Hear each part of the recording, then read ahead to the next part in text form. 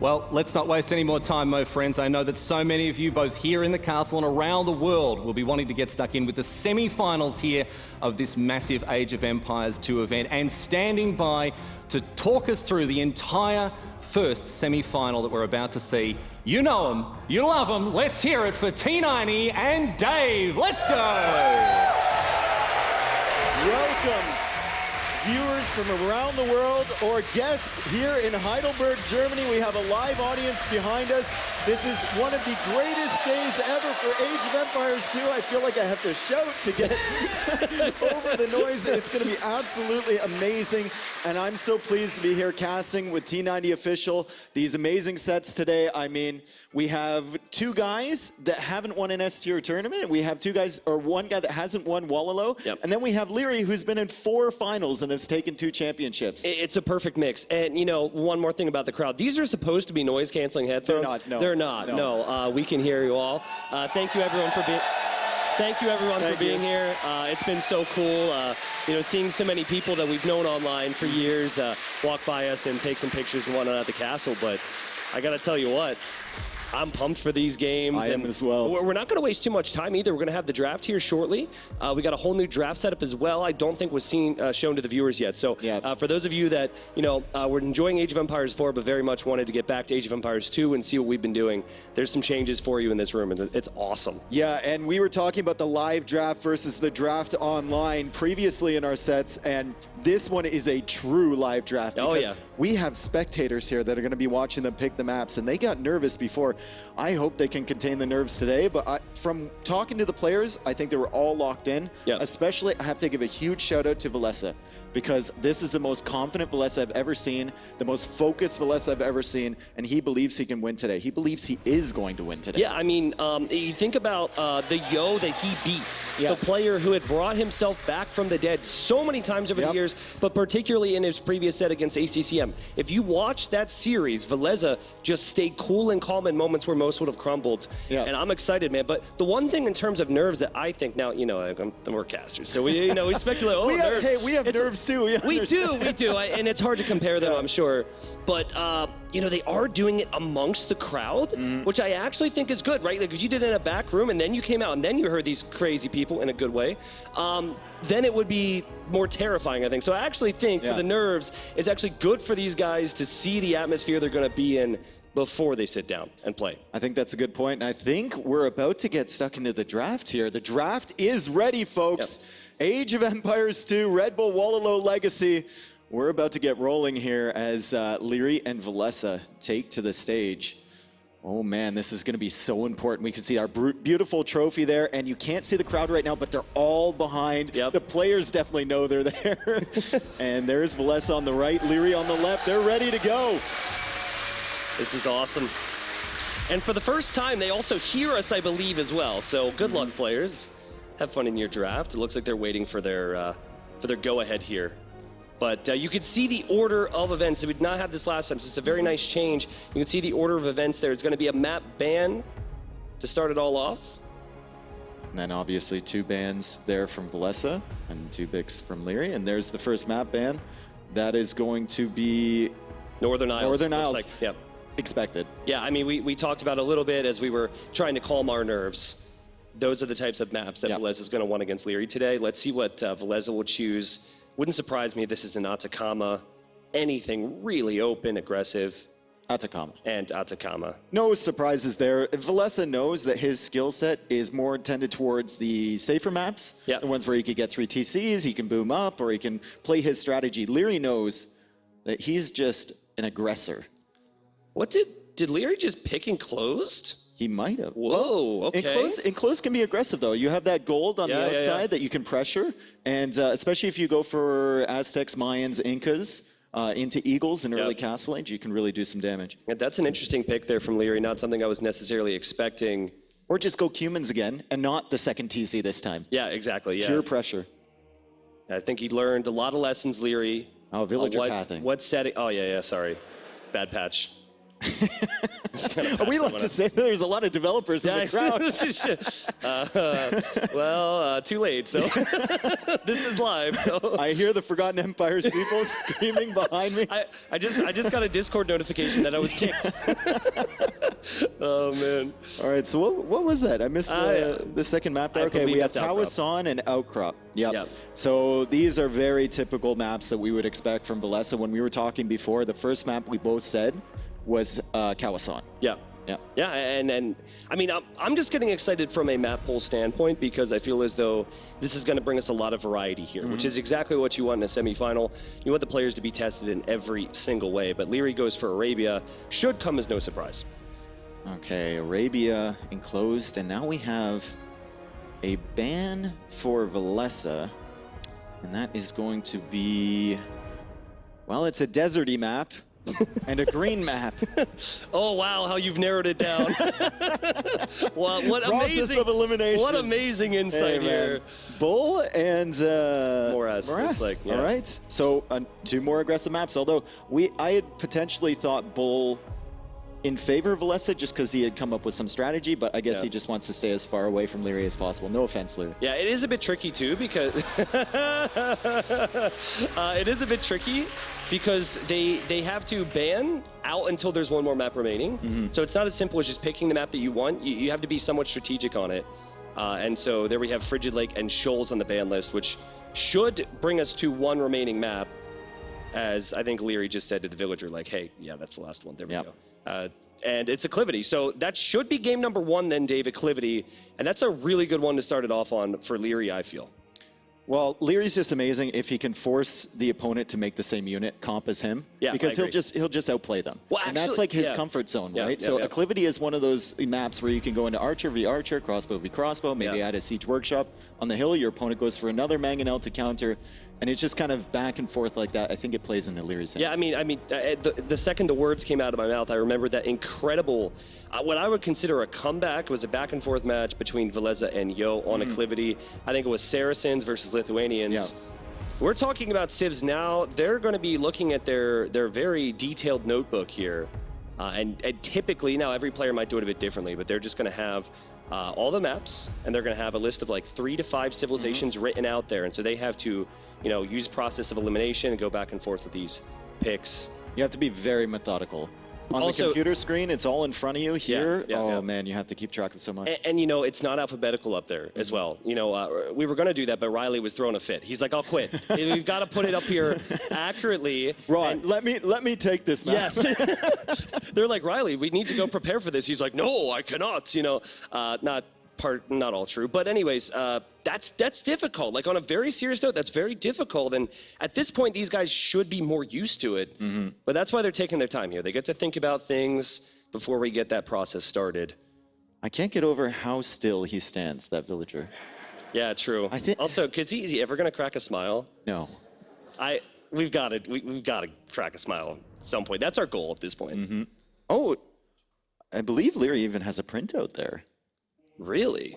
So what I had said, now I don't know if there's any rules that they give these players, but it would make sense to print out the drafting screen and just put it in your little notebook there. And then you can use a marker, pen, whatever. And I don't know, if you said there's a printout, that's what I'm guessing anyways, but. Okay, can we get a closer look? He's hiding it. He's hiding it from us. Oh, he's turning away. Inca's banned, Tristan. That's for enclosed. Inca's banned, that's interesting. I think that's for enclosed. Yeah. So maybe that speaks towards some more of his civ picking strategy coming up. Maybe he expects Villese to ban Aztecs. Yeah. This is a very serious moment, so I should possibly be more serious, but now I just can't help but think, like, how protective of these players, how protective of their notebooks have they been? Yeah. Are there safes in their hotel rooms? Yeah. Like, do they have guards that protect these books? Well, I may or may not have seen Liereyy leave his notebook somewhere and then run back and get it yesterday. Okay, see, that's my point. Now, but he did run back to get it. Yeah, there's a lot of honor. There's a lot of honor between these players. So we're not, implying that any foul play would be involved, but it is a thought. Was that a Tatars ban there? I believe it was. And Aztecs pick. That's the first Aztec pick the entire event, I believe. I think that's one of the first. I think we saw maybe one other set in the opening rounds, but Aztecs has usually been banned. Yeah. So that is a steal for Liereyy if he can grab that civilization. Assuming that Aztecs are indeed still OP. We haven't seen a lot of examples of it, but I believe they are. That's why we saw the Incas ban for Enclosed. How often do you ban Incas? It's not very often. You ban Incas, you pick Aztecs, you have the Eagle player on Enclosed, and even if he uses his ban to take out Aztecs, you can get something like Tatars on Acclivity, right? But look at that pick, Dave. We love Byzantines here. It's such... We love it, especially like they've always had, even before the recent years where they become more and more strong, they always had a reputation of being a very good meso killer, right? So it's been fantastic civilization to have up against Aztecs. Byzantines, I think, in Empire Wars are just so good, especially on these hybrid maps that you sometimes see. I mean, a lot of those were banned out early, but Kawasan is still there. Wow, man. Liereyy is going to be playing with civilizations. We have not seen a lot from him, mainly because of the ban systems. He goes Aztecs, he goes Britons, and then Saracens. A pick that Villese loves, a lot of players seem to love. Liereyy gets it this time. Yeah, and Liereyy playing into his strengths, Archer Civilizations. Now that we don't have that many bans before, Villese, I think, had to modify his strategy for the draft. In previous rounds, you could just ban Britons, ban Saracens, ban Mayans or whatnot, where Liereyy feels he's really comfortable, right? But now there's more options for Liereyy. You can see him already picking those civilizations, and I like the fact that Villese just went with the Byzantines instead of trying to like pick ban something. I like it a lot. Britons, right? But again, you know, in terms of the player mindsets and whatnot, we have Dravidians and then the Franks. I'm excited for both of those. You know, this does allow them to calm down a little bit more. They get to hear us, which they won't, obviously, when they're playing. But, you know, they get to hear, they get to see the crowd. I think this is good for the players to really ease their way into a much bigger stage. I mean, from 4 days ago or 5 days ago to this is a big shock for anybody. But I like the Dravidians pick because it is so solid. Any map that has a little bit of water, Dave. And Villese's builds are so clean. There is a late game issue with the Dravidians, but even against Liereyy, you could possibly finish it fast. Speaking of a civ that's solid on basically any map, Lithuanians coming out. Yeah, true. And was that Hindustanis there? That was Gurjaras. Gurjaras, okay, But I have to say, I'm a little surprised that a civ like maybe Lithuania was left so late. We saw a lot of people pick that first. But again, it is... We are thinking more about the civilizations as a whole. They have the list of the maps, and they really have a plan for each and every individual game. Villese really thinking about his next pick. He's considering all the options. He's got his handy notebook in front of him. He knows what to do. I like both drafts so far, honestly. I feel like it's really playing into their strengths. And the lack of civ bans is really coming into its own here, with players being able to go towards their own distinctive styles rather than being forced into something they're uncomfortable with. I agree. Again, very different feel to this map, right? So he took his time there, and he goes for the burst. And the Bulgarians. And the those are two really good civs to get this late. Yeah, seriously. I mean, this does come back to just not having as many bans. We had a lot of group stage sets where there were more bans, as you said, Dave, and now we get to see kind of the best of these civilizations shine. Of course, the best players as well. And there's no dispute either, by the way. I mean, everyone who's in this top four has clearly played the best. Sometimes you're like, a little bit of bracket luck, a little bit of this or that, but these guys have been so good. I only say this for one player. I love this pick. True. I love the Ethiopians pick, and that's only for Liereyy, because I think when you look at his win rate in Red Bull events, I think anyone but Liereyy has like 15% win rate with Ethiopians. But here we go. The draft is finished. This is time, baby. We've got Liereyy and Villese making the march past the crowd. There they go, and their heart's got to be pumping right now, man. We said drum roll, please. We didn't expect the whole band to show up. Right? Seriously, where did these guys come from? Oh, man, this must be such an epic moment. It's an epic moment for me. Imagine being in their shoes. Yeah, they're laughing right now. Embrace it, my friends. It's time to play some Age of Empires. This is sick. We've got the villagers with their banners behind them.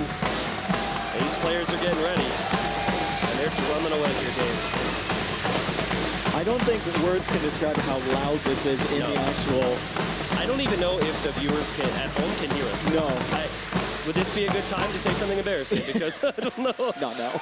Probably not, yeah. Solo? Oh, the drum roll is over and the players are ready to go. We have our live crowd, and the silence. It's gotten palpable here. It is, yeah. Now things get real crazy. Players will have to sit down, they'll have to hop in that lobby, and it's going to be a few minutes, Dave. Obviously, they have noise-canceling headphones they are soon going to place on their heads. So this would be the time to say anything that could make these players laugh before they start, but Lierey's going to crack open a little Red Bull here, get some energy. Yep. This is the place for that, I guess. And there he is. This is a few days ago, obviously. Awesome shot of Liereyy as he wants this title again, Dave. He made it to the final 4 out of 5 Red Bull Wololos. He made it last year and then obviously fell short to the Viper. And he's won twice. Yeah. And here's the finisher. The finisher. The finisher. Oh, man. Villese. And you can see exactly what is so amazing about Villese. 8 out of 10 on everything. He's he is solid on literally everything about the game. Maybe the only question mark would have been his emotions coming into a live crowd element like this. Now. I have no questions. No questions. After I talked to him this morning, I saw the excitement on his face. No questions whatsoever. I saw him in the draft. He didn't look that nervous. He just looked focused. Liereyy told me the other night that he kind of lives for these moments, so I'm excited for him, not only to be here, but to put on a good show today. We talked a lot about how best of 3s in the group stage were very cutthroat. But as you see the head-to-head there over just 8 games in 2022, we'll talk more about that. But I feel like a best of 5 for a semifinal is equally cutthroat. And when you have nerves and when it's a completely new situation for you, I feel like game 1, just if you get that in the bag, your nerves are going to settle so much more. So it's a really stupid thing of me to say because, mathematically it probably makes sense as well. But I give a big edge to whoever opens up with the first victory. See, that's interesting because Mr. Yo, I was talking to him the other day and I asked him if he feels nervous. He's like, I feel nervous until I've lost a game. And then I'm completely confident. Yeah, that's weird, right? I think the other aspect of it is we have the draft there on your screens, of course, game 1 acclivity. The other aspect of it is sometimes if deep down you don't truly believe that you're going to be able to win the whole thing, let's say, the second you get a win, that's when the nerves start to come in because you're like, this is actually possible for me. I had low expectations. And BL versus Hera last year. That could be part of it, yeah. Exactly. That could be part of it. Imagine we see a repeat like that. Oh my goodness. I don't think this crowd could handle it. We've got a long day in front of us, and if we get a first set like that, they have another semifinal. They've got the Age of Empires 1 final, and then we have obviously the Age of Empires 2 final as the finisher takes a drink. And he's ready to go. What civ do you think for acclivity here? I'm kind of suspecting maybe Lithuanians, Ethiopians for Liereyy.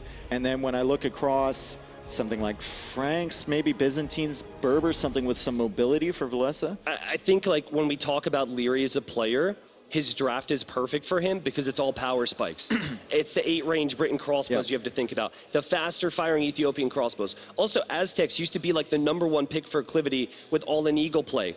So you've got so many different things that you could do here if you're Liereyy, and I really think he has the edge civ-wise going into this just because of that. I think the opening is going to have to be something like Byzantines for Villese. I think he's going to have to go for something defensive, defend the early threat, take it to late game. Yeah, definitely. I think he knows it too. He doesn't have any, illusions about his gameplay versus Liereyy, right? He knows what he has to play into, and he was practicing a lot against Hera. Like Villese and Hera were practicing together, Tato and Liereyy were practicing together, and Hera's kind of the same style as Liereyy, where you can be very, very efficient. You can get a big army mass and snowball it forward. Obviously, he's got more, I think, defensive capabilities than Liereyy might. But Villese has had a good training partner, and both players just kind of waiting to get in the game. They're setting it up right now. Yeah, I mean, as we see that wonderful little forest background there, we got the candles in here as well. Dude, that looks majestic. It is majestic. It is. Look at that. Oh, my goodness. I love what they've done with the screens behind, with the banners, with the forest, everything like that. I walked in here and I got chills walking into this venue. I mean, it's one thing to outdo yourself when you set the bar so high with last year. It's another thing to outdo yourself in the same freaking event because we were in the other side of the castle. It was already awesome, and now we have this whole setup. So, yeah, I mean, I talked to someone before. I was like, oh man, I don't know if should I drink Red Bull? And they're like, you feel the energy already, don't you? I was like, yeah, probably. Don't need that when you've got a castle like this. It's gonna take a second here, guys. If history tells us anything, 5 minutes just to get loaded up there. Krazini will join the lobby. They'll have some discussions. Yeah, they want to make sure every single possible setting is correct. Yeah.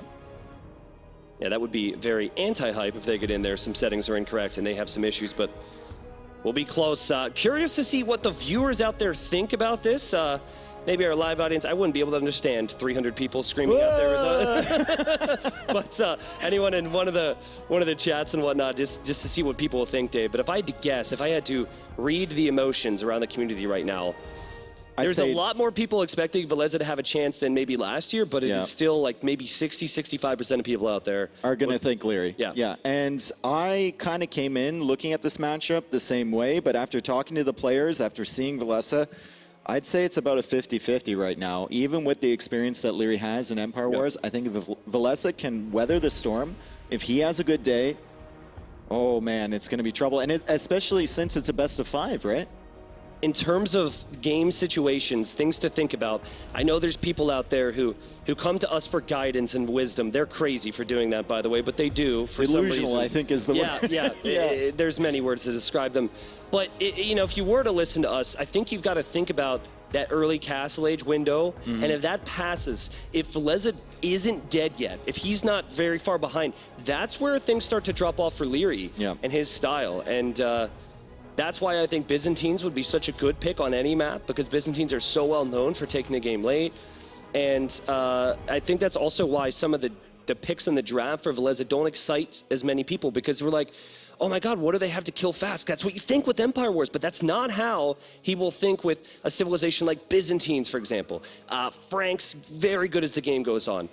Berbers, Bulgarians. It's actually, he doesn't have many Arbalest civs. Nope. He's just got a lot of like skirmisher cavalry civilizations, Dave, which is anti-Liereyy.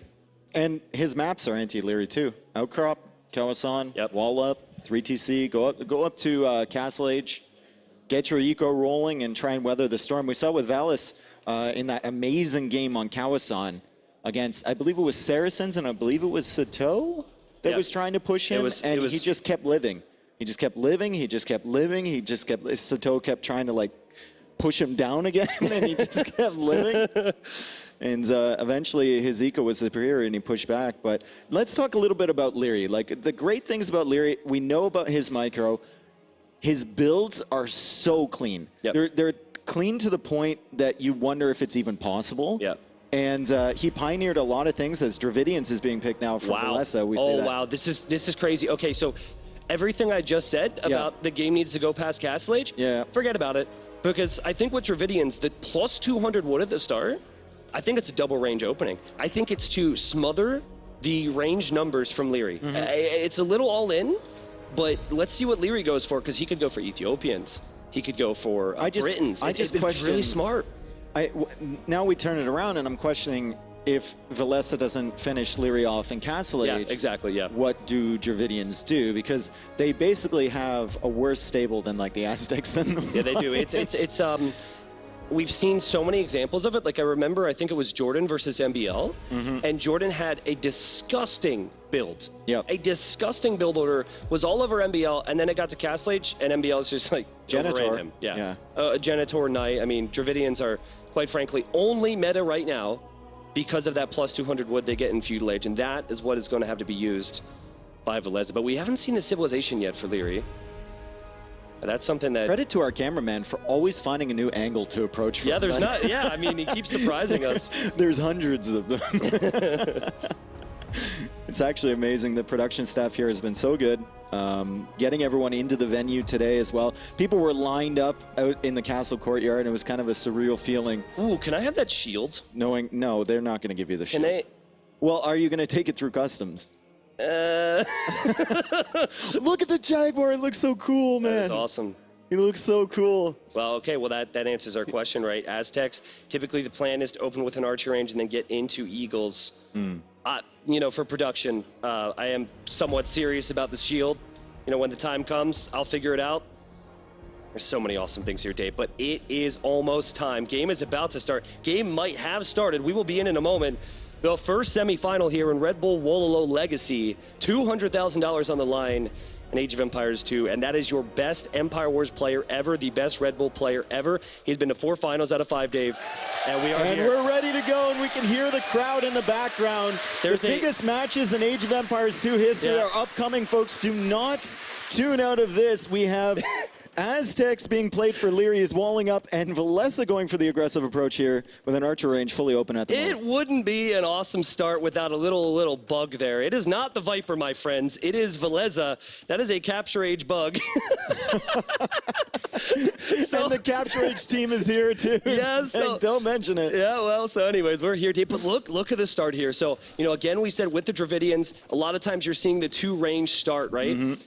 I'd love to confirm that, see what Villese is up to, but it's an early market from Liereyy on the other side, and we have men-at-arms for Villese as well. It's one of the first times we've seen that. Yeah, and he's definitely gone for the men-at-arms here to just help pressure. He doesn't want a couple Eagles just clearing up his single-range approach, and Liereyy, in a very un-Liereyy-like setting, as we fix the Viper on the scoreboard, I believe. The game's still going on, but we know that Liereyy is full walling and Villese is just coming across with pressure, so we're not going to miss too much here. Yeah. Our technical team is just getting the scoreboard sorted out, so no confusion when you enter the chat. Anyway, Liereyy starting with the walls. Liereyy starting with the market. Liereyy doing all the things we didn't expect Liereyy to see, and here we go. We have Liereyy versus Villese, our legitimate finals, and it's right as Villese's army arrives, so it's a perfect timing here. Lierey's eco, he's got 20 on food. He's probably taking some of the extra hunt somewhere around here, and he will have enough to click up to castle, but not yet. Yeah, I mean, I'll be completely honest with you. I think it's a nervy start for Liereyy. That hunt on that ridge area is so important,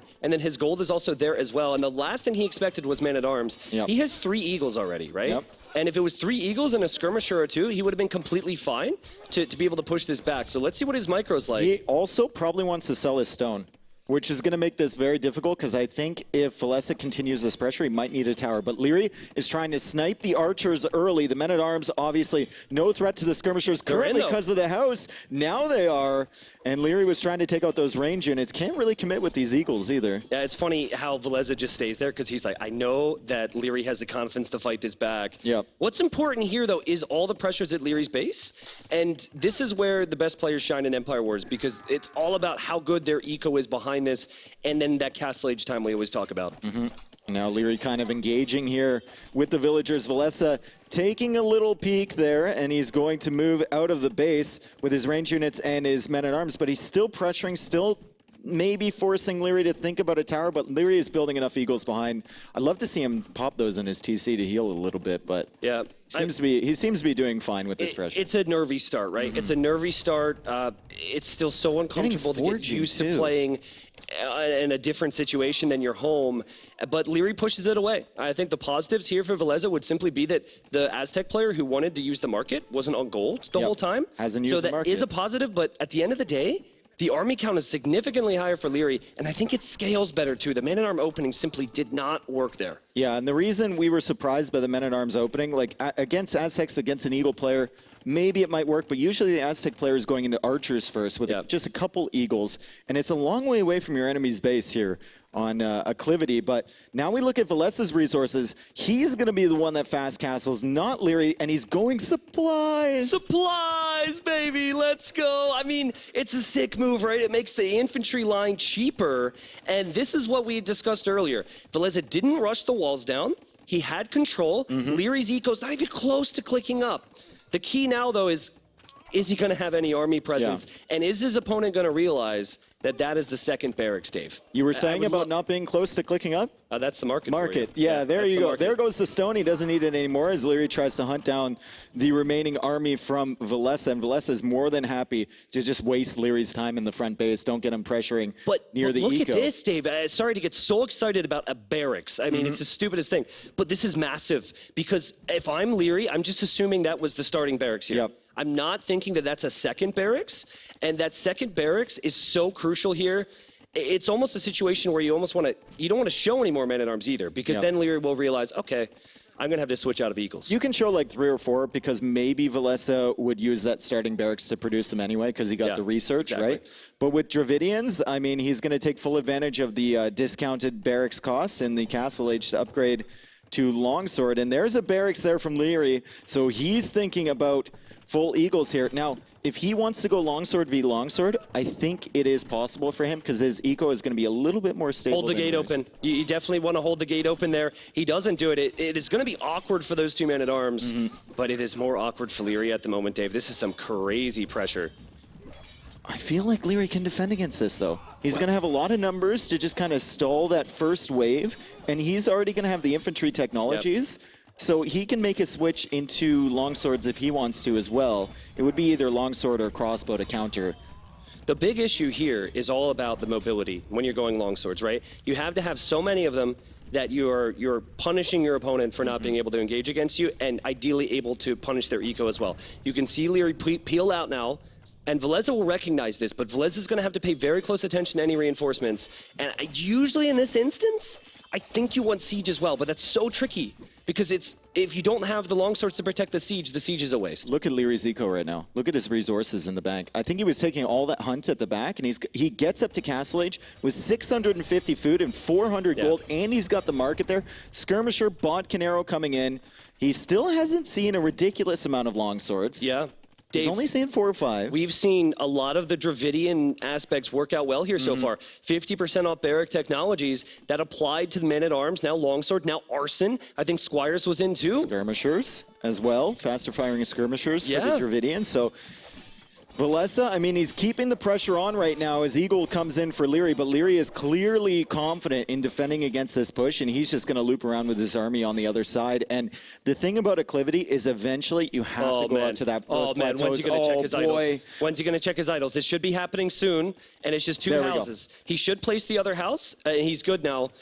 Very heads-up play there from Villese, and he is opening so strong here, Dave. I'm loving the opening. With only 12 eagles against 11 longswords, I think Liereyy will have some problems. Yeah, but Villese still hasn't managed to do any real damage, and he doesn't have a siege workshop behind this. He's kind of stalling out Liereyy. Lierey's got only half his army at home to defend, and then he pressures at the front. He's got eagles attacking here. He's got more eagles at the back, and like I was saying, eventually, if you're in Villese's position, you have to go out to the edges. You have to go out to those plateaus. Lierey's going to be waiting. It's also extremely difficult to push with the longswords when you don't have the armor upgrade, Dave. He's lost so many longswords now. Castle Age armor is on the way, and this is what Aztecs can do. Their eco is so much stronger than most economies because of the collection rate and then the production speed of their units. And that's Empire Wars, right? It's just produce as quickly as possible. It obviously has massive strategy, but on acclivity, it is more about execution. But I believe there was a town center there for Villese, so he's going to be on 2 TCs, whereas it's just going to be 1 town center for the Austrian. And you can see what the confidence of Liereyy can do against this good build from Villese. I mean, the KD right now is 24-12. It's a very Liereyy-esque KD, and the longswords, they haven't really done anything. No, and it's a sad day when skirmishers are killing the longswords, right? Skirmishers, normally a unit that's weak up against melee units. That's a good pick off there to get rid of the siege. But that skirmisher mass, I think that's been the key for Liereyy so far. Not even the Eagles, just continuing to make skirms. Well, and the judgment call. To leave with the Eagles, provide a little bit of pressure, defend only with skirms as the longswords are in. And we see 1, 2 dead villagers there. I think 3 if we look at the Eco KD. It's 0-3 in favor of Villese. And he's going to try and clear those up as Liereyy tries to expand. And now Lierey's in the base of Villese right now. Villager count is 51 for Liereyy, 52 for Villese. That army count's insane, though, Dave. And like in situations where your economies get idled like this, it's the army that you have and what you can do with it that ends up being the most important. And it is all about Liereyy at the moment as he is backing away. But +2 armor has definitely made a difference here, I have to say. It's made more of a difference than I expected. Liereyy had to move all the way back to his siege workshop. And Villese is buying himself some time. Like you said, he added that second TC, starting to expand his eco a little bit. And Liereyy is still stuck in at his own base as he adds a monastery behind this. I'd love to see Liereyy maybe change into something other than Eagle, but right now Villese's longsword number is so low. Yeah, thankfully he realized that, Dave. That's one of those that you think you've killed, and it's game 1. The pressure is on. I killed 2 villagers here. Oh, he didn't go for the woman on the other side. Big issue, though, when you're trying to produce villagers out of 2 town centers, you're not going to have the food eco to make longswords as well. It is going to be 3 skirmishers and 6, maybe 7 longswords. That is not enough. That is not enough to hold the map. It's imperative, though, for Liereyy that he finally pushes out across the map and does damage. This is perfect for Villese because he's just buying himself time with low numbers of units once again. If Liereyy doesn't cross that middle hill, Villese is perfectly content with that. He knows that Liereyy, he's seen his base. He knows he was only on 1 TC as he adds the 3rd TC. And Liereyy finally adding a 2nd one behind this. He's going to start getting his eco up and rolling. Right now, however, Villese has a 6 villager lead. Also has Horse Color, which Liereyy does not have. And neither player having Wheelbarrow or those Castle Age eco upgrades either. This is big. This is big. The monk gets picked off there. And that's a monk that could be collecting relics for Liereyy. So as we see a big fight, and Liereyy will probably win it just because of numbers. This is getting a little bit precarious for Liereyy if he doesn't do that damage because the Vil count is rising for Villese, but Villese just calls it. Villese calls it. He taps out. He's got nothing, Dave. Like I said, as soon as Liereyy gets over that hill, Villese knows it's over, and that was a very strange game for game number 1. It's so like a lot of people are going to want to see with that Vil difference in the TCs. Him play on a little bit longer, but here's the reality: he can't kill that army. And Dravidians, I gotta be careful because there are devs behind me right now, but in Castle Age, they're garbage. They're just they don't have garbage. any options. They don't have any options. Their best play was precisely what he did, and Liereyy had the army production to match it the whole way through. I think instead of the 2nd TC, Villese might have wanted to come forward with the Siege Workshop. Instead of that, because the longswords were holding Liereyy in. Obviously, you had problems with the Eagles in the back. You can make a couple longswords to counter that. But you had nothing against the skirms behind a wall of buildings. And you had nothing to kill the buildings. And Villese, I mean, disappointing, obviously, to resign in a position like that, but he knows when it's over. He's going to call it. He's going to save his stamina. He's going to save his emotional reserves, I think, and go into this next game, which is going to be his home map. Again, though, to go back to what Liereyy did well there, you know, there's this feeling when you're playing as Aztecs that you're like, I don't care what they make. I don't care if they make knights. I don't care if they make longswords. I have the ability to spam so many eagles and only eagles, and I can run over that, right? But that's not what Liereyy did, right? He continued to make skirmishers, and it was actually the skirmishers with Bod Canero. Of course, we've left the game now, but they contributed a lot. I think they probably got 10, 15 kills. Maybe. They weaken the longswords, and then, of course, the eagles can pick off the scraps. So it seems like a really simple thing, but it's actually not in your game plan to make that many skirmishers there, and it made a difference. What a strange game. Yeah, what a strange game. Not only Villese going for the pressure, going into longsword as well, and then resigning early after he kind of funneled in his reinforcements. You know, it is definitely a sign as well, of course, that maybe Villese does not have the confidence that he can go head-to-head with very similar civilizations against Liereyy. Like, that is a counter strat. That was not a strategy that he felt like that he may have used against Yo, for example. There's deer in the background now with a snowy landscape. I love that. Outcrop is going to be our next map, folks. This is one of Villese's home maps, and we see Berbers for him. Also, potentially Hindustanis being a nice little pick here.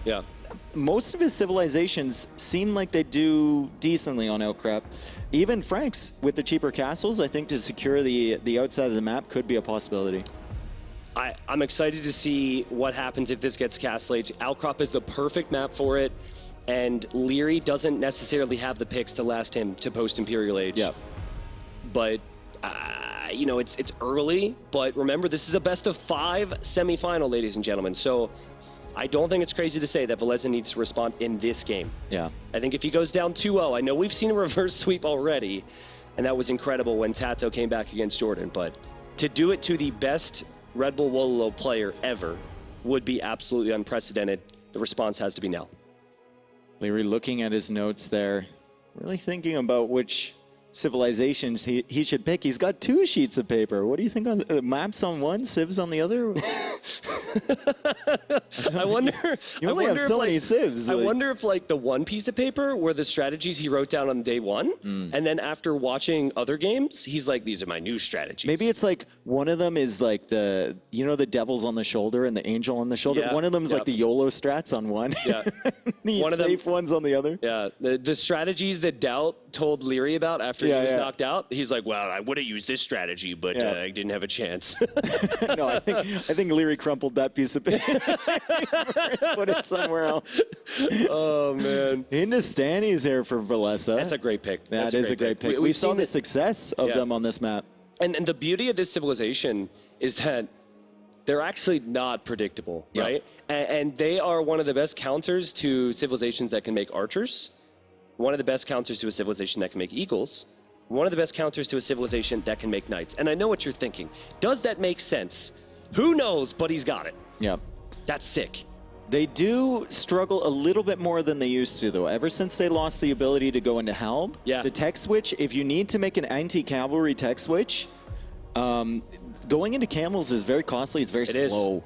Also, while the Hindustanis are very much figured out and they have these crazy power spikes, the Saracens, they are extremely underrated with other things than just the crossbow play. Lierey's known for his crossbows. Our meta has been use the Saracen market and play crossbows, but they've got more HP on those camels, Dave, which goes a long way. They have a tech in zealotry, which makes even the Mamelukes be insane later on, and I think their tech tree is one of the best tech trees you'll find, and here we are. This is on Outcrop, and this is game number 2, ladies and gents. Game number 2, Vilese's home map, but I think we have a suspicion of what we're going to see here from Liereyy. I mean, we've seen it many times before, that big, massive crossbows, always getting to Imperial Age first, and then pushing forward with bomber cannons or a forward castle or whatnot. He could surprise us, though. We could see, maybe we see a Cav Archer mirror here.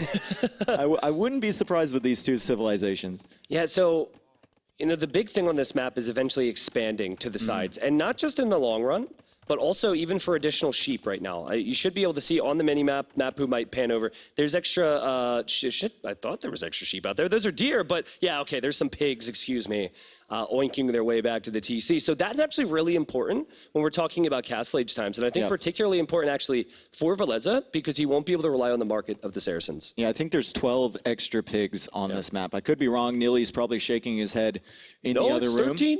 It's 13. Yeah, standard. And there's a market that still isn't complete. Okay, there we go. Finally complete from Liereyy as Villese tries to wall up. And Liereyy, you can tell he's completed his market because he starts clicking buttons and suddenly he's in a position to click up to Castle Age. Now, I want to see what Liereyy adds on the way there. He hasn't started adding additional production buildings, but he is beginning to wall on the northern side and going out to take those Ibex. He was one of the first players, by the way, I want to bring this up, in Empire Wars to pioneer going way outside of your base to take the extra hunt. People didn't do that. They were pushing it in or they didn't take it until later. He incorporated that as part of his build, and now everyone uses it.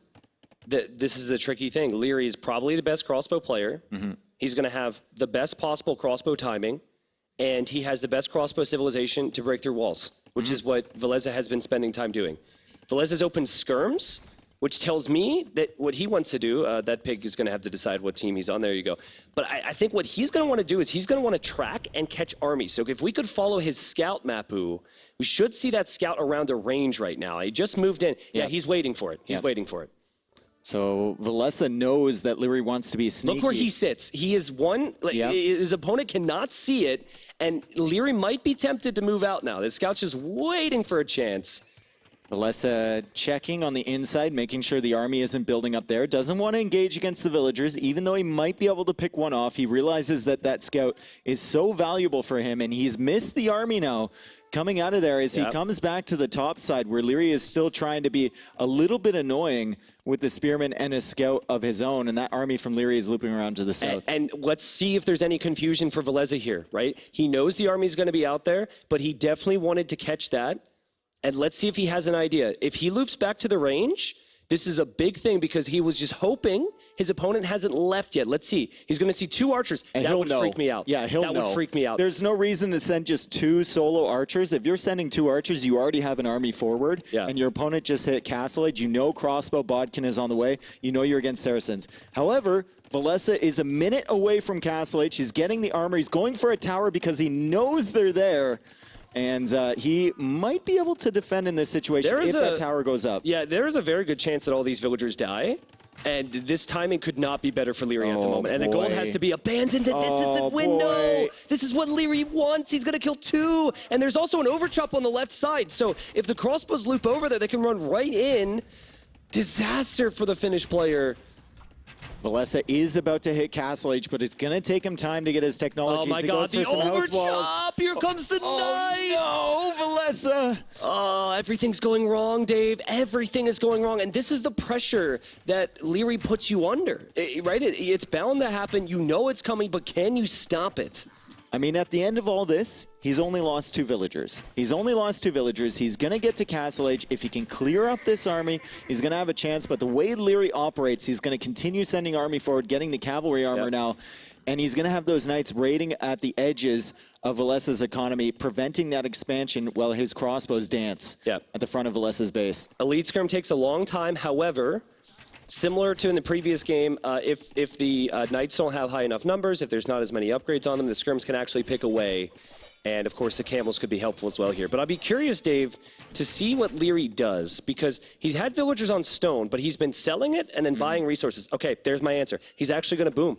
Yeah, he's going to add an extra TC, and he's taking control of this northern side where all that gold and stone is. Villese can still move out to the south, but with the mobility of the Knights, Liereyy can keep an eye on that. And I wouldn't be surprised to see him send a unit back around that way to start looking for that expansion. The scout is in the north. He's looping around with his army now. Yeah, can we get a quick look at Vilese's base to see if he has a market? It'd be nice to see. Okay, he did have the market. He was so lucky there. He needed to click Elite Scrim and Bod Kit. He had like 1 gold remaining. I'm sure he used the market as well there. But this is incredible from Liereyy. He knows he's got the lead right now. And the second that Villese thinks that he's going to fall back, he just loops around. That this is what Saracen crossbows can do.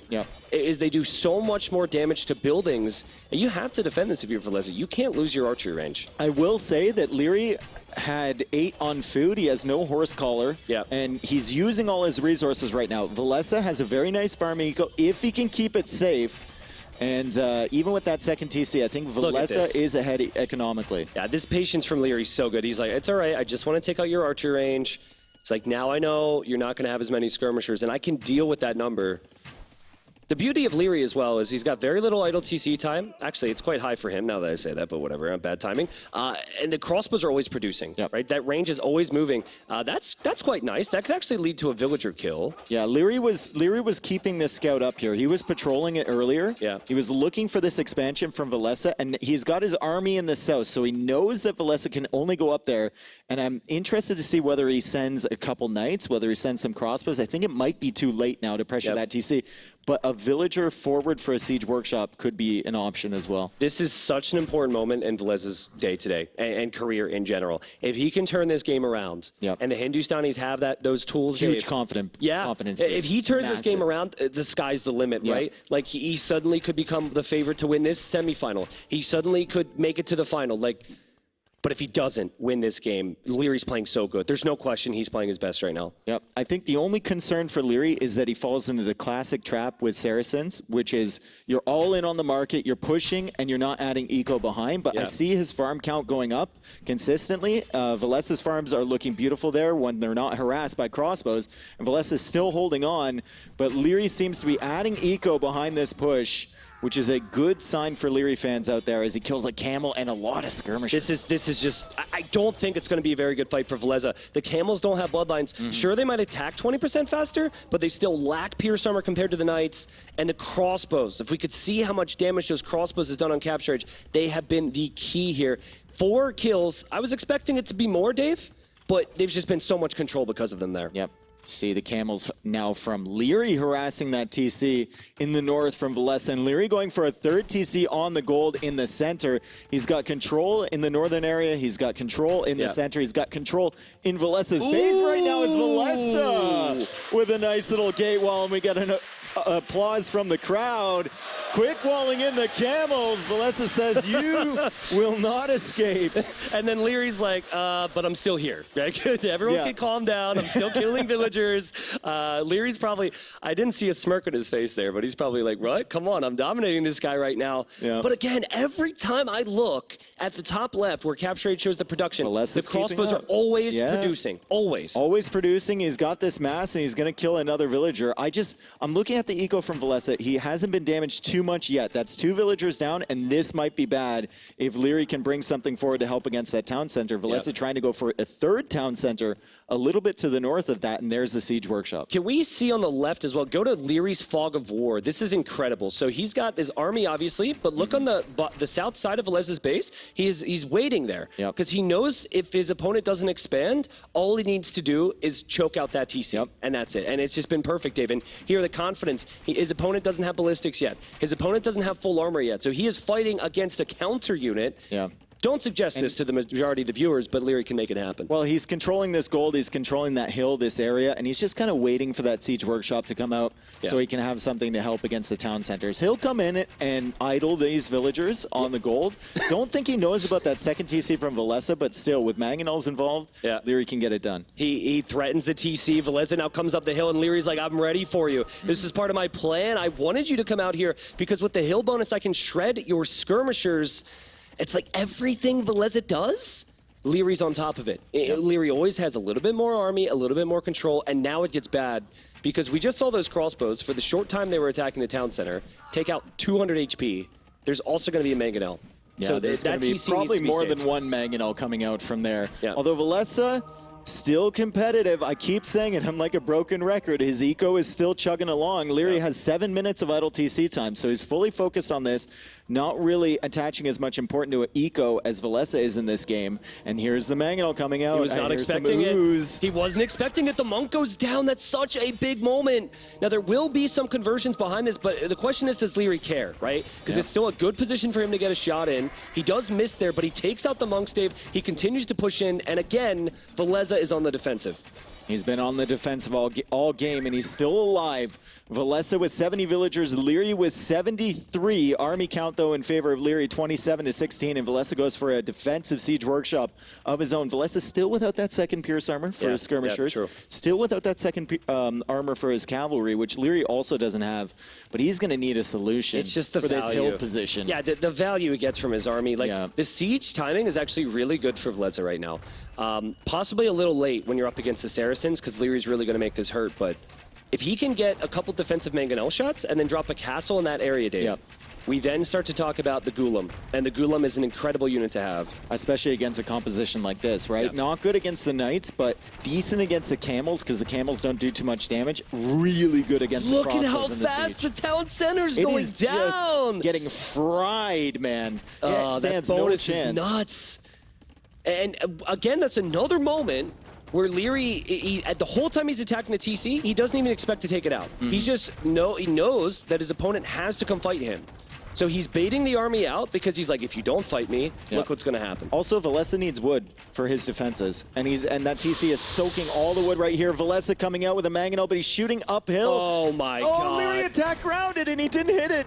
He attack grounded. There's 3 mangonels, Dave. The skirmishers are probably not going to be able to survive. Villese does take the hill, but his army is going to melt here. There is no chance you win this battle. There is no chance at all, and this could be the GG fight here. And it is. Liereyy is playing like a monster right now. Liereyy going up 2-0, and this was Villese's home map. Liereyy came forward, and he never looked back.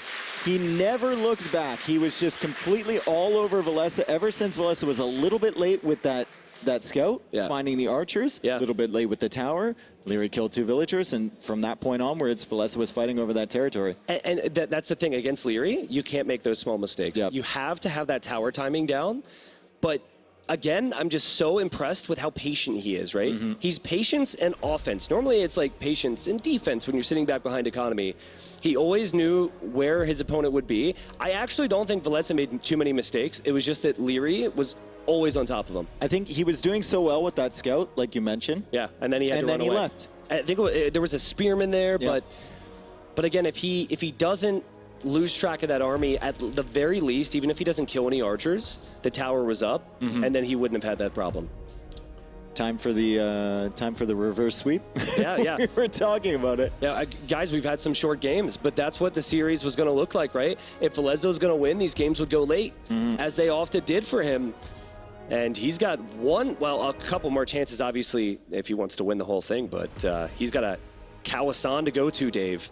And it's a tough battle from here, because if he wins Kawasan, the rest of the games are on Lierey's home maps, Arabia and Enclosed. And I wonder, I think Villese could probably pick all of these civs legitimately on Kawasan. They're all tailored towards that style of map. I think maybe not Bulgarians, maybe save that for something like Enclose or Arabia. But Franks, Berbers, Byzantines, all looking decent. And then we look at Liereyy over there. Gajars are kind of a question mark for me where to pick them. Britons could be viable, and Lithuanians could be viable as well. I think...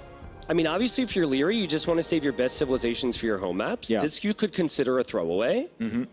I think Liereyy expects Franks on Kawasan here, because we've seen a lot of players skip the docks and just go for the berries and the farms with Franks. Gurjaras have some pretty good answers to the Franks with their camels. But it's not a very Liereyy pick to see Gurjaras, right? Like, you're expecting archers. So with that said, maybe he goes for Britons, maybe Ethiopians. I think the problem with Gajara fighting on Kawasan against Franks is that you go up against that little berry hill in the middle. If the Franks have control over that, they're probably one or two monastery, converting all your camels, choke pointy in the middle there. Their knights just run away. You can't get any value. They have the relics. It's going to be very, very difficult, and I'm super curious to see the Civ pick here from Liereyy. Maybe it just goes Britons like he did. I believe he did that earlier. Yeah. I can't remember. Was it against Villese? I can't answer that question because there were so many games. But I can tell you that Villese deserves this position. He deserves to be here. So if there's a shock and there's a surprise here, don't look away, right? He has what it takes. Remember, he had to beat some amazing players to be here. I think he lost one game the entire event, which is actually, I think that's either tied with what Liereyy lost or maybe one fewer. But the first game was 20 minutes, second game was 20 minutes, very short games, the dream scenario for Liereyy. If he was fielding nerves, he's not going to be feeling as many now. As we see Byzantines is the pick. Beautiful cataphract there on the desk from Villese. And Byzantines, we love this. We saw a great performance from his countryman. His friend, Vallis, with a valiant defense into a counterattack against Sato. And we would love to see something like that again, as Liereyy is going to be going for... What's your pick? I think he goes Lithuanians. Lithuanians, okay. I think he goes Lithuanians because it's an awesome map to have if you can get the middle control with the relics, right? Your knights are almost unstoppable at that stage. And that plus 150 food really gives you the good options to be competitive with scouts. If you need to go into skirmishers or any ranged units, Lithuanians can do that as well. But you have Enclosed, which is probably Britons. And then you'd have Arabia, which I could see him picking Ethiopians. Yeah. So I would say Lithuanians, and yep, there it is. Lithuanians.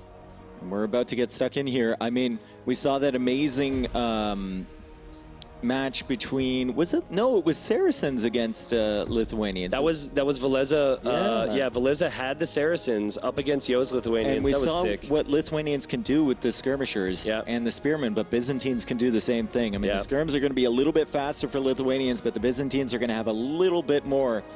And looks like there was a error with the map, so we're just going to restart the game again, and they should get in there quickly. Krazini, as always, is right on top of that. Yeah, so again, best of 5 here, okay? Best of 5 semifinal.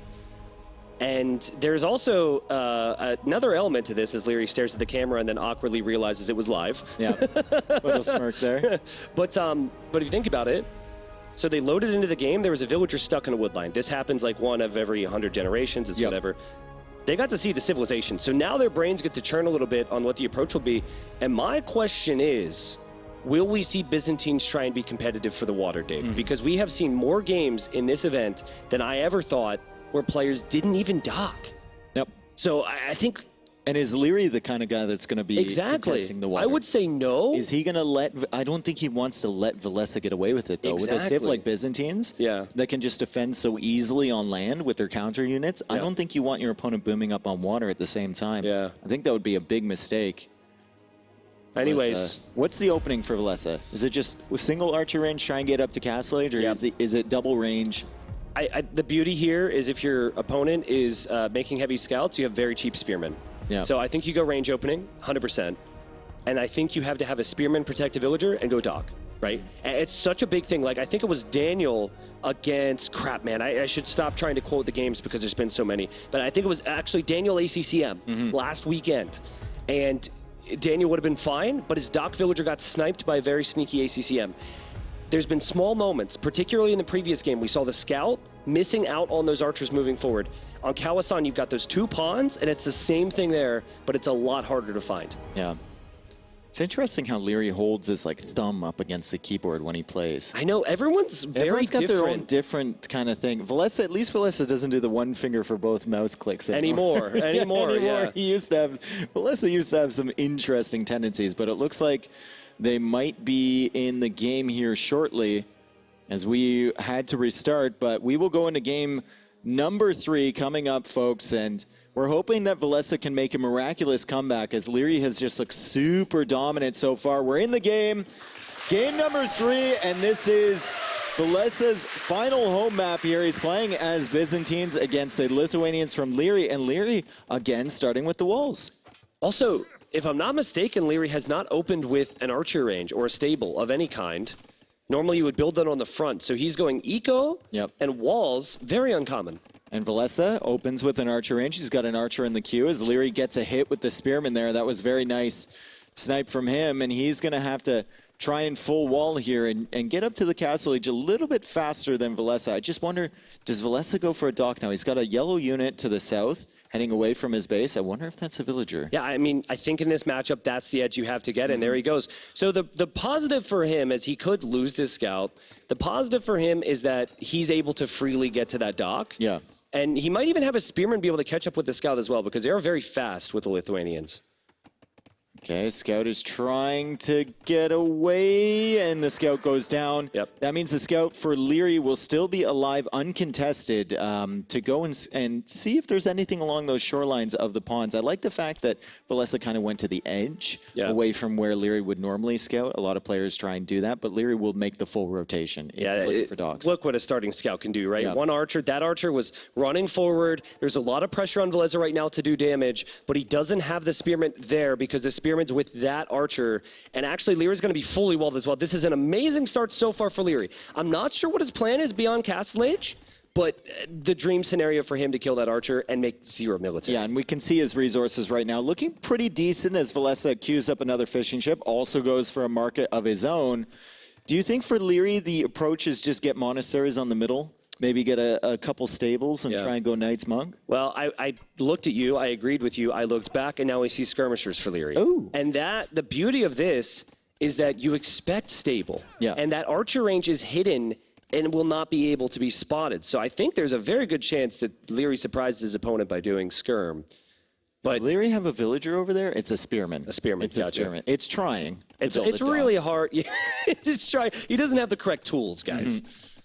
So this is funny. I was just thinking about this, right? We have Empire Wars. We had this faster-paced setting, which skips Dark Age, which is such an integral part of Age of Empires 2, and it's such a great setting. Liereyy just, he changed it. He just goes to Castle Age every game.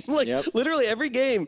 Liereyy says, why would I go feudal? I'll just go castle. This is 3 games now, Dave, with different civilizations on different maps. 3 games in a row. So very anti-Liereyy-like performance so far, and that maybe is the mind games against Villese, right? And maybe Villese is going to start adapting his style to make up for that, because usually if you're going boom against Villese, you're dying because he's just so good about it. Can we see if Liereyy scouted the dock, though? He just lost his scout there. We're going to see his point of view.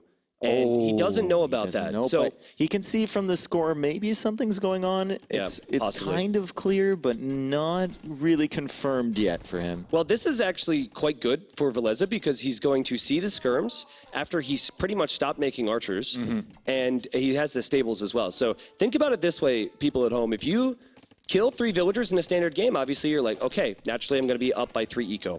Fishing ships are more efficient on food than villagers. You don't need to refresh them like farms, right? They just continue to work. And so Lierey's under pressure now. If he doesn't kill like 3, 4, 5 villagers, if he doesn't control the middle, that fish boom will pay off in the long run. I think he is going to control the middle, though. I like the fact that Villese added a scout there to not only push those back, but in case Liereyy was going into monks. But monk spearmen, some skirmishers could be pretty difficult, especially after you gather those 5 relics in the center. As Villese now is dropping is that a monastery of his own? It is. And there's a TC in the middle from Liereyy. This is so cool. Now, it's funny because when you think Lithuanians, you think you just get the relics so you can get the extra attack on your knights and then life is all great. But no, actually, their monasteries work faster. And it's the perfect opening if you're worried about the cheap Byzantine camels. So let's see what these monks can do. The skirms so far have been a bit of a waste. The scout died as well, which is a big deal in this fight, because he could have sent that scout in to kill the monks. Now he's got 2 camels, and he needs to run away before they get converted. One of them gets converted, Villese fortunate. The other one didn't follow, as Liereyy is now snagging all of those relics in the center. That's going to be his second one coming in, and the other ones are pretty nearby to bring back to the monastery. Sanctity now coming in for Villese, and Byzantines also get a very good monk tech tree, and their monks heal extremely quickly. They do, yeah, and we're going to see +2 armor now for Villese. Not the biggest fan of that. No, why? Because I don't think armor helps too much against monks. You cannot armor yourself from the Lord. Unless you're planning on a counter raid into Lierey's eco. Yeah, possibly. But I don't see what the armor is really giving you. I mean, I guess you do have a ton of food eco from your fishing ships. Still adding those, by the way. Neither player has gone for a dock in the top as of yet. Although we see the remnants of the feudal army. That's smart, making their way back. So here's the thing, like, this game is won or lost with that hill, right? Yeah. And I just saw Villese has one on stone somewhere, so that I assume he's going to have more eventually. Not only do you have the relics there, but you're going to have like 15, 20 villagers in the middle on berries, which is great to win the game and snowball it fast. But if the berries run out, then suddenly you have 20 villagers, and you probably don't have wood for the farms, and they're all stuck in the middle of the map. Redemption is coming in. It's a good tech. So Liereyy saw that Siege Workshop there. He's brought in the relics. He's got a lot of gold income, good. 12 on gold right now, and he's going to have Redemption at exactly the right time when this Mangonel comes in. And because of these weird little choke points caused by the berries, the camels aren't really going to find any positive engagements against the monks.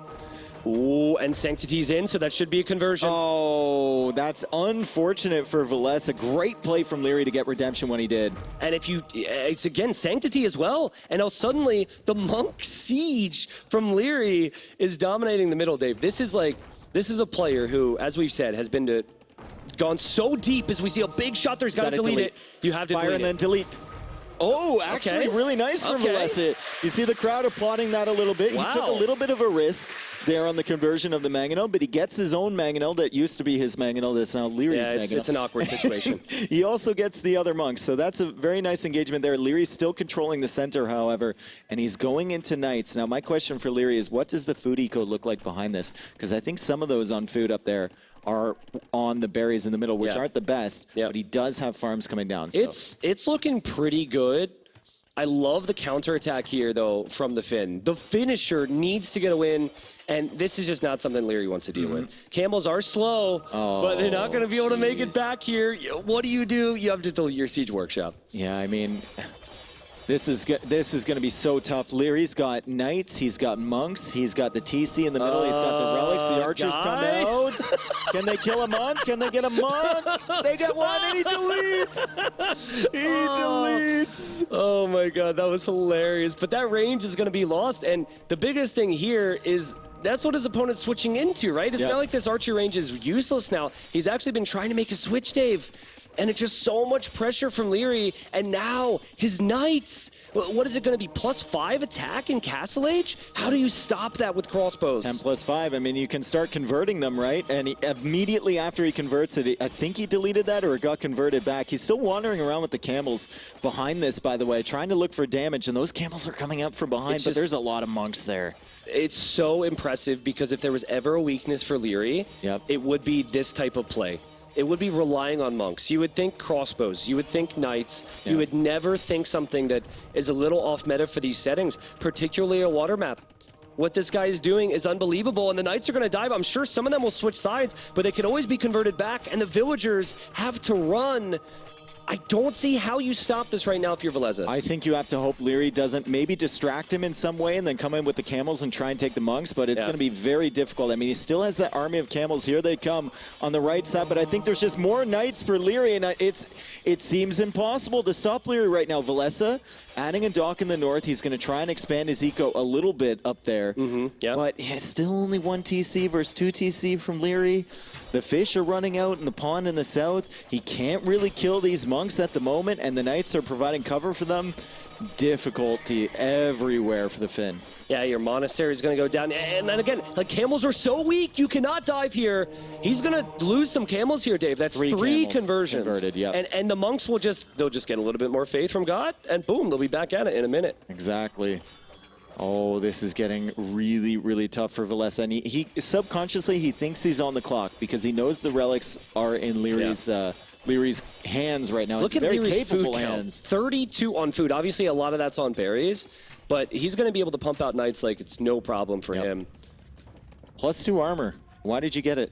I don't understand. I mean, it's not the biggest deal in this game, but it's just decisions like that you're looking at and you're wondering, why on earth did you get that? I think it's a decision you make when you don't know what else to do, right? When you just feel behind, you're just like, well, I hope my camels having more armor is going to help, but certainly didn't fit the situation. Also, Villese could get badly housed. He's got like 5 houses on the front that could all be converted or rammed down. He's got enough for a castle.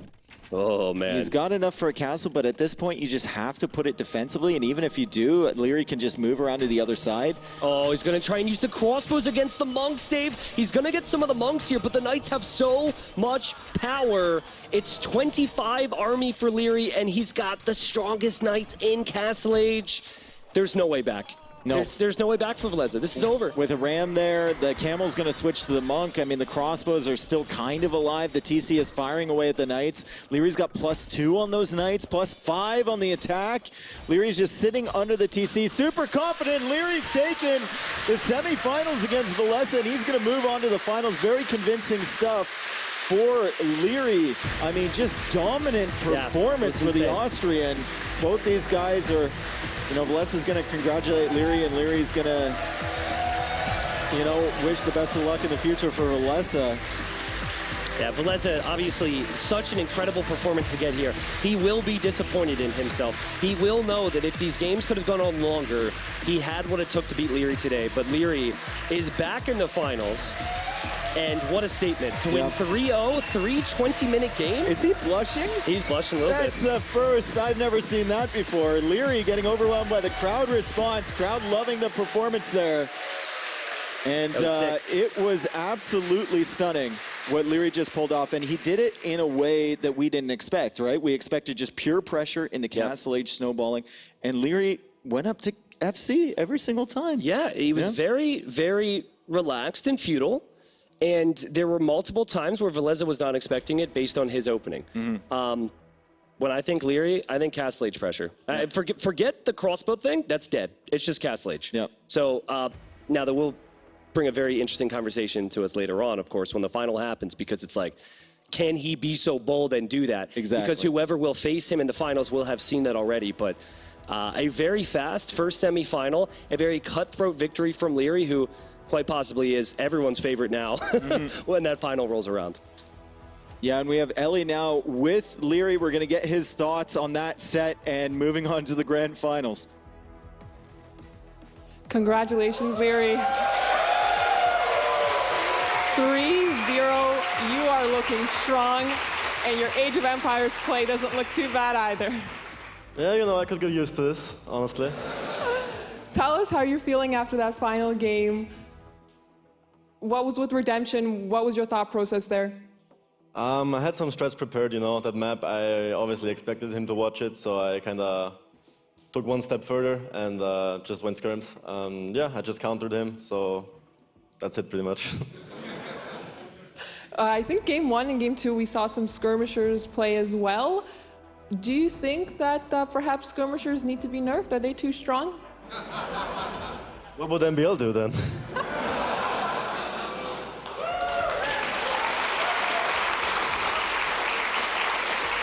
In the first game, you also did manage to secure the Aztec pick, which historically was often banned in the tournament. How did you feel getting that civ? Pretty good. Obviously, it's one of the best civs by far, as a reason why everyone bans it, why everyone first picks it, and I did it as well, you know, it worked out. Well, you played phenomenally well here, and it was a really big joy to watch. In the second game, Saracens versus Hindustanis, were there any points where you felt that you didn't have this game, or did you feel in control the whole time? After the tower, I felt pretty confident. Obviously, lost some vills, lost some idle time, no gold, had to adapt a bit, so after that I felt pretty smooth. And what about in the first game when the man-at-arms came into your base? Did you suspect the second Rax, or did you think that was the starting Rax when you saw it first? That was the second Rax? That makes sense, actually. Well, that would answer that question.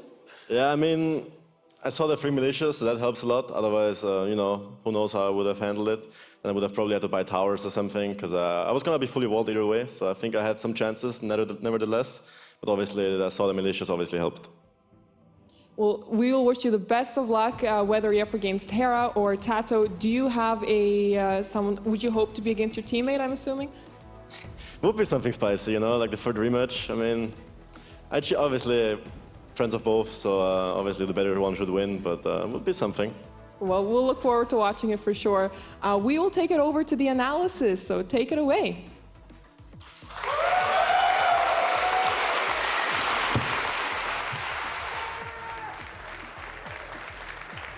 Well, thanks very much, Ellie, and congratulations to Liereyy on that blinding fast victory there, Nilly. We saw Liereyy at his best in that semi-final. Absolutely crazy, right? And that's exactly how we know him. Like, small armies already being really annoying, and then he's just building up the army, always has a crazy KD, and the opponent, it always felt like they're not really producing fast enough, but they're doing their very best. It's just Liereyy overwhelming. I was chatting with you and Mem while we were watching those games, and you know, the sort of consensus was, games with Liereyy are always fast.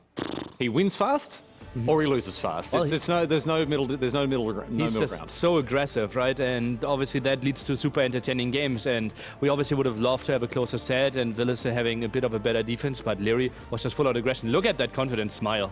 I personally think, like, catching up with both of these players, and we'll talk about Villese in just a minute, but I think Liereyy, having hundreds of people in that room watching him, I honestly think that improved his performance. I think he actually fed off that energy, knowing that his fans were there cheering for him, wanting to see the best game that they could. I think that actually made him play better.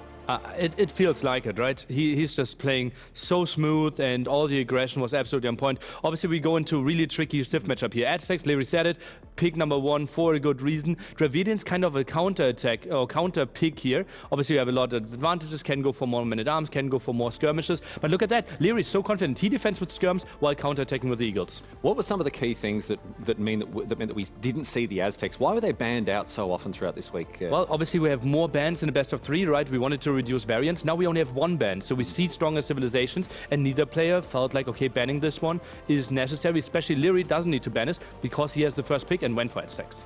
And Aztecs, I mean, here doing very, very well from against Dravidians here on acclivity. Talk us through some of the other key moments. I think we need a siege workshop here, right? The thing is, Liereyy can always dictate fights, right? The 2 fights that we saw before, it feels like head-on-head army is always better for Villese. But look at this, Liereyy can just always overwhelm. He can dictate the pace. His skirmisher choice was really nice as well with the Eagles. And I went back there and talked a bit about with Hera and Tato, and they felt like maybe if you play this all-inish style, it has to be with the siege workshop and the longsword man. Well, we move on now to game number 2. This was the Saracens versus the Hindustanis. We saw this happen on Outcrop. Nilly, we were talking about this game. You identified something here. Look at the scout positioning, and we need to look this on the minimap. So maybe even go full screen here. Look at the scout. He's in absolute no man's land. He is above this one, while the archers are moving out. And I would have loved to see the scout more positioned in front of the archer range. Now we see on the minimap, here the scout, he's going back because he knows I'm missing something. I'm not getting the information, and then the crossbow arrive, and the game kind of felt over already here. Yeah, it's interesting that obviously Intel Recon's so important in games like this, and Villese, I don't know, how are we going to phrase that? How are we going to sort of characterize what he did or didn't do with his scout there? Yeah, well, it was like he knew information is key. I think he just got debated a bit because the spearman and scout aggression in front of his base. But the scout didn't need to fight. He needed to do what his name is. Yeah. What else did we see in this game that really clinched it for Liereyy? Then it was basically Villese, the tower, right, was forced because he didn't have all the intel, had to build town centers a bit later. Liereyy with a better economy in with Saracens, that's rarely the case. And now with all the split things, that's impossible, right? Siege Workshop at the top, you have all your other production at the bottom. That's an impossible fight for Villese to take. Yeah, and we saw, you know, one of the dangers you run into with the Saracens is keeping your eco balanced. I think both players did a good job. Villese was still continuing production, but Liereyy managed to keep both those plates spinning and went on to a 2-0 lead. Pretty crazy. And like Villese, he knew, okay, well, this is, I just lost my home map as well. Acclivity didn't look good. We know that Liereyy still has 2 home maps, can't be too crazy. And he went for Byzantines, one of his earliest picks, so he had to have a plan. Yeah, he picked Byzantines very early. I think it was his first or maybe his second pick. That was in that clump. I call it 1.5 pick. The 1.5 pick for him here. But unfortunately not working out. Liereyy, once again, that trademark aggression. And it's funny, like Liereyy played the same strategy, or like without adjustments, against the Viper, right? The full wall market Lithuanian tried to go for monks afterwards. Didn't work out for Aztecs, but this time he had the Aztecs, so the strategy is so much more powerful. Yeah, and I mean, again, it's just this pressure, unrelenting pressure that makes Liereyy not just a formidable opponent, but a master of this format in particular. Empire Wars rewards aggression, like you know, unlike other slower formats of Age of Empires. Perfect timing on Redemption, just finished, got the Mangonel here, and that kills the aggression as well, right? The conversions will always be on point, and as you said, like, for Liereyy, Empire Wars is just the dream, right? He loves to have units fight, and, well, it's just like constantly blue streaming towards Villese, and it's so tough to weather the storm. Classic as well, multiple places across the map, managing, not just microing armies, but microing multiple armies very effectively in most places. And Villese, and look at this. This is, you just mentioned microing, right? The goal here is camels are fighting against the knights. That's pretty good. And crossbows went in for the monk snipes. So absolutely nice decision by Villese. But now we will jump into Lierey's POV as well and how he actually anticipates that. Look how he's splitting the monks away. They're already far away. His macro behind this is beautiful. And I wanted to showcase both POVs. You even see Liereyy, he's macroing behind this. Building houses. It's crazy while he's killing his opponents. The guy's just unstoppable. It's incredible to see him at his peak. And again, I think he's fed off the energy that's in the castle today. I think he's fed off the energy of the crowd, knowing there are these people wanting to see him get up and about. And that's exactly what he did. Congratulations, Liereyy. 3-0 in our semi-final. That's going to be a tough task. Next semi-final, obviously, Taro against Terra. Even if you win a tough semi-final, you have to be scared for the finals. And that semi-final is going to be cast by none other than you, my friend. I'll let you get out of here so you can go and prepare. Nearly, thank you so much for your analysis and expertise there. I'll let you get off to the casting area so he can take care of the next match, which is coming your way very shortly, my friends. I know everyone here is very excited, whether you're with us in the castle or around the world watching. It is so excellent to have your company. Thanks for being part of today's broadcast. I want to take a moment to congratulate Villese, because this is a bloke who I have seen over the years that I've been involved in this game. I've seen him grow not just as a player, but as a competitor, as someone who comes to these events and has finally found a level of comfort and security and a level of belonging in under the bright lights of the feature match area. Villese, I chatted with him about his experience last year. He talked about the fact that it was a little intimidating. This bloke is very quiet, he's very stoic, he keeps his own counsel, but I think he can do his best work when he manages to focus. And last year didn't really come together for him in the same way that it did this year, and he made it all the way to the semi-finals because he found his place. He found a level of harmony, found a level of belonging, as I say. And I want to take my hat off to the bloke because I think he's done an exceptional job to get as far as he did. And his preparation behind the scenes, remarkable. Laser-like focus, game after game after game against anyone who would play against him. And I think a very deserving top 4 finish for him. But of course, coming up against Liereyy, the champion, arguably the greatest of all time in Empire Wars specifically, there's no shame in going down to someone who is now going into his, what is it, 5th, 6th, 7,000th Redbull Wololo final. I can't wait to see how he goes later on. But we have to find him an opponent, and those players are getting settled